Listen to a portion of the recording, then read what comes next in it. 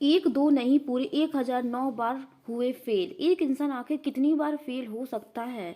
10 बार, 20 बार या 100 बार? इतनी बार फेल होने के बाद भी कोई शख्स टूटे ना, ऐसे उदाहरण बहुत कम ही देखने को मिलते हैं। ऐसे ही उदाहरण की मिसाल है केएफसी, केंटकी फ्राइड चिकन के founder Colonel Sanders, Colin Harland Sanders, जिन्हें 1009 बार निराशा हाथ लगी। जिस उम्र में लोग रिटायरमेंट लेते हैं उस उम्र में इनका करियर शुरू हुआ। इन्होंने 65 साल की उम्र में ही केएफसी की शुरुआत की थी।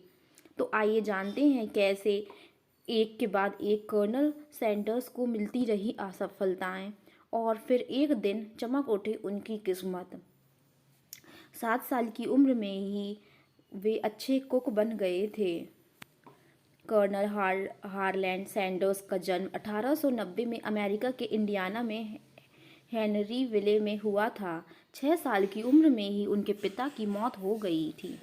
घर के हालात खराब हुए तो माँ एक फैक्ट्री में काम करने लगी और सैंडर्स अपने छोटे भाई बहन की देखभाल करते थे। महज 7 साल की उम्र में ही उन्होंने अच्छा खाना बनाना सीख लिया था।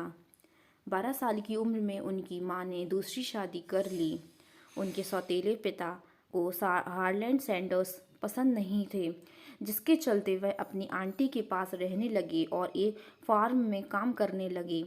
सैंडर्स उस वक्त 7वीं कक्षा में पढ़ते थे और उन्होंने 7वीं में ही पढ़ाई छोड़ दी थी।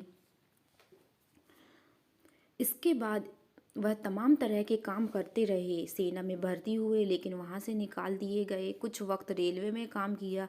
करीब 19 साल की उम्र में उन्होंने शादी कर ली। रेलवे में काम करते हुए कुछ विवाद के चलते उन्होंने रेलवे की नौकरी छोड़ दी, जिसके बाद उनकी पत्नी भी बच्चों को लेकर उनसे अलग हो गई।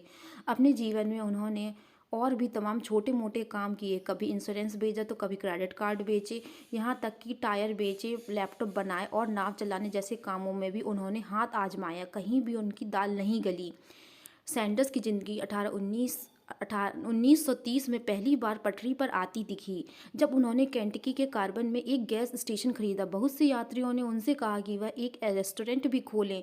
चिकन के लिए उनका प्यार बचपन से ही था। ऐसे में वह रेस्टोरेंट में तमाम तरह के खास रेसिपी वाले चिकन बेचने लगे। देखते ही देखते उनका ये काम चल निकला और वह मोटी कमाई करने लगे। यहीं पर एक दिन केंटकी के गवर्नर 1950 में आए थे। जब उन्होंने सैंडर्स का चिकन खाया तो उन्हें वह बहुत पसंद आया। फिर क्या था, उन्होंने हार्लैंड सैंडर्स को कर्नल की उपाधि दे दी। तभी से उन्हें कर्नल सैंडर्स के नाम से जाना जाता है। कर्नल की उपाधि देश का बहुत ही सम्मानित टाइटल माना जाता है। जहां पर सैंडर्स का रेस्टोरेंट था वहां से एक हाईवे निकालने के चलते उनका रेस्टोरेंट टूट गया। इसके बाद उनके संघर्ष का एक नया दौर शुरू हुआ। उन्होंने सोचा क्यों ना कि रेस्टोरेंट को अपनी रेसिपी दी जाए और बिक्री पर मुनाफा कमाया जाए। इसी सोच के साथ उन्होंने तमाम रेस्टोरेंट में जाकर अपनी फ्राइड चिकन रेसिपी को बेचने की डील करनी शुरू की। वह जहां जाते वहां से निराशा ही हाथ लगती। 1009 बार उन्हें ना सुनना पड़ा। इसके बाद उन्हें पहली बार हाँ सुनने को मिली और यहाँ से शुरू हुआ केएफसी की कामयाबी का सफ़र। जब कर्नल सैंडर्स को एक रेस्टोरेंट ने हाँ कर दी तो वह अपना चिकन वहाँ से बेचने लगे और मुनाफे पर कुछ फ़ायदा लेने लगे।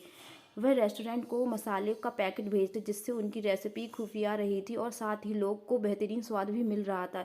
यहाँ से केएफसी फेमस होने लगे। इसके बाद 1963 में अक्टूबर महीने में एक वकील जॉन वाई ब्राउज जूनियर और व्यापारी जैक सी मैसी ने सैंडर्स से मुलाकात की और केएफसी के फ्रेंचाइजी राइट्स खरीदने की इच्छा जताई। शुरुआत में तो वह मना करते रहे लेकिन बाद में उन्होंने $2 मिलियन में जनवरी 1965 में बेच दी। डील के तहत ये बात पक्की हुई कि केंटकी फ्राइड चिकन कंपनी अपने खुद के रेस्टोरेंट दुनिया भर में बनाएगी और कभी भी क्वालिटी के साथ समझौता नहीं करेगी। सैंडर्स को पूरी जिंदगी $40,000 की सैलरी दिए जाने की भी डील हुई। बाद में उनकी सैलरी बढ़ाकर $75,000 कर दी गई। इसके बाद उनकी कंपनी रेनॉल्ड्स और पेप्सिको समेत कई हाथों में गई और अभी इस कंपनी का मालिकाना हक यम ब्रांड्स इनकॉर्पोरेशन के पास है। कर्नल सैंडर्स की मौत 1980 में 90 साल की उम्र में हुई। आज कर्नल सैंडर्स दुनिया में नहीं लेकिन केएफसी पर खास दाढ़ी और वेस्टर्न टाई के साथ उनका चेहरा आज भी केएफसी का चिकन खाने वालों को उन्हें भूलने नहीं देता। आज के वक्त में केएफसी के 150 से भी अधिक देशों में 22,000 से भी अधिक स्टोर हैं। अगर फ्रेंड्स वीडियो पसंद आई हो तो चैनल को सब्सक्राइब करें, वीडियो को लाइक करें और अपने फ्रेंड्स के साथ ज़्यादा से ज़्यादा शेयर करें।